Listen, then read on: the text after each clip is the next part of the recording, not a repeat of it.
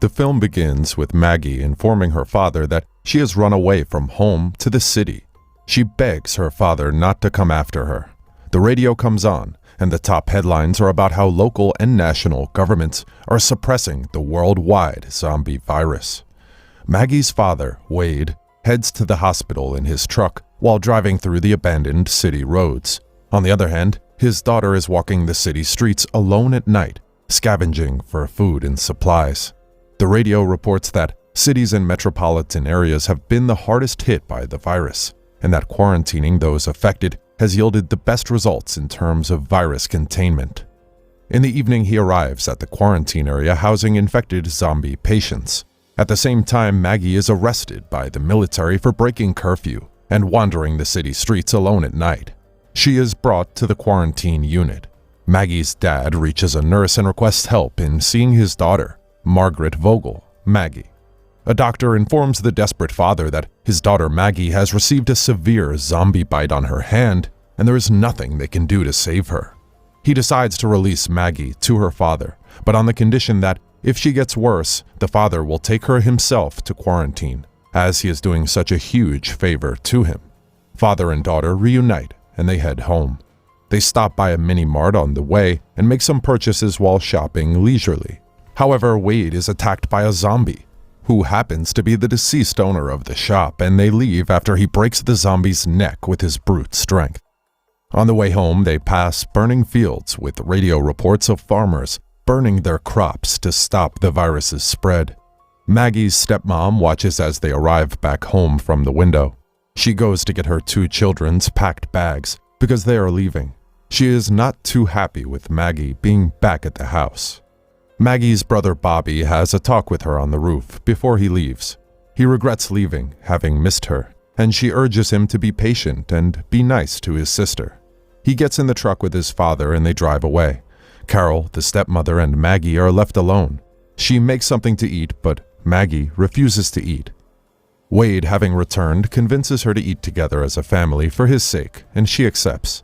But at the dinner table, Carol is angry that Maggie is not covering her wound, and Maggie leaves the table infuriated. Maggie tries to call her friends, but they're probably drunk and having fun, so they hang up on her. Wade patrols his farm that evening and looks at the dying crops. He decides to burn them up to prevent the spread of the virus. The next day, Maggie goes swinging alone at the swing. Her father is chopping up firewood, and Carol is in the kitchen preparing food. She is listening to the radio, and the topic of discussion is how fast people turn into zombies after infection. Maggie suddenly falls off the swing. Carol rushes to help her get up and finds she has broken a finger.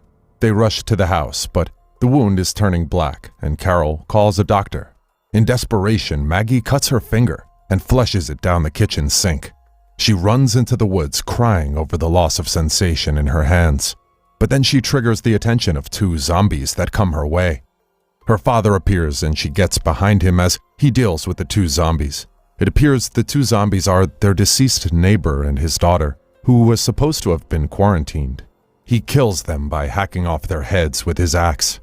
Maggie runs to Carol, who takes her back to the house. The police arrived that evening to check on the situation.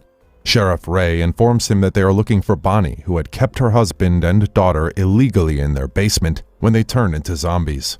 The sheriff then asks Maggie's dad to think about what he might have to do in the future by killing his daughter. Bonnie shows up at their house in the dead of night and demands Wade show her where her husband and daughter are. He takes her to the site, and she weeps when she sees their corpses. At dawn, the police arrive to pick her and the bodies up. Maggie watches from her room's window. The next morning, Wade visits Bonnie's house alone, where she has been hiding from her husband and daughter. He looks at the basement and the poor condition it is in. He also finds engravings on the wall about how the family used to love one another. As he returns home, a call awaits him from the quarantine unit, and he has to go tomorrow with his daughter for an appointment with Dr. Vern to check on her finger. The next day at the hospital, some children start to play with Maggie, but when their mother sees her infected face, she quickly stops them. They go in to see Dr. Vern and he conducts some tests. He convinces her she will not lose her arm, but outside, while talking to Wade, she tells him that she does not have much time and is turning into a zombie. She would start to lose her appetite and want to eat human flesh. He either has to take her into quarantine, give her a quarantine special concoction that will kill her extremely painfully, or kill her himself quickly. He walks away from the doctor, dejected. They head home and her father puts on her favorite song with her name on it. They happily listen to it on the road. Home, they even make fun of Carol's cooking and she sends them away without dessert. After, father and daughter fix the truck while they reminisce about Maggie's mom. At night, Maggie gets a nightmare about being bitten by zombies on her hand. She wakes up to find caterpillars crawling on her arms, eating dead flesh. She cries miserably. The next morning, she is applying makeup when her best friend, Allie, arrives to see her.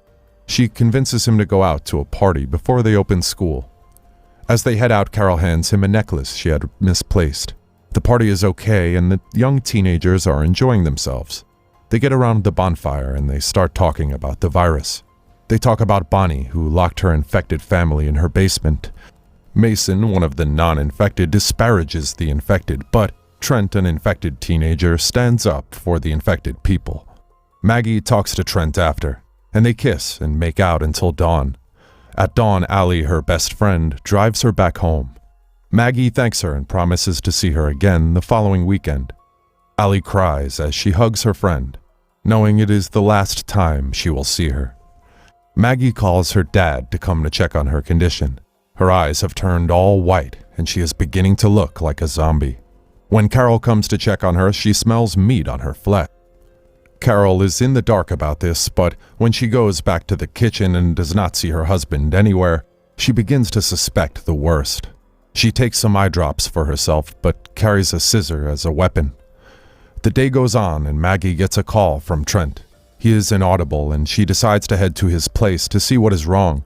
When she reaches his house, he finds his father outside the door of his room with a shotgun.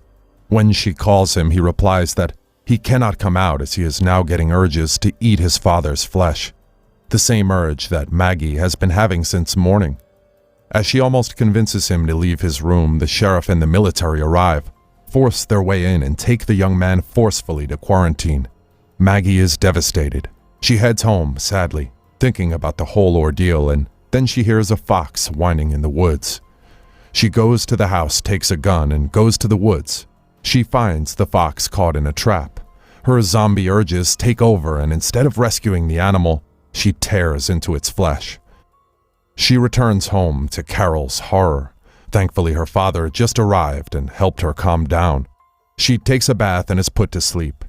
Carol confronts Wade and tells him to take her to quarantine, but he is unable to do so. He goes to the forest and shoots the half-dead animal.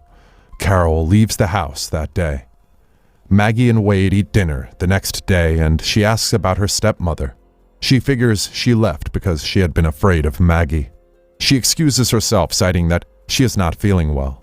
The following morning, the father is chopping up wood when the sheriff arrives to check on Maggie.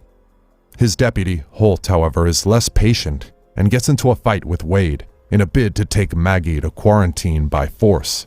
As the fight goes on, Holt is on the losing side, and Maggie comes out of the house and requests that they leave them alone. The officers leave after confirming that Maggie has not turned into a full zombie. Wade puts Maggie to rest and then shows her the patch of lilies he had planted in her mother's garden. She is beyond happy and hugs her father. She then wants her father to end her life and make her suffering stop, but the old man makes no such promises.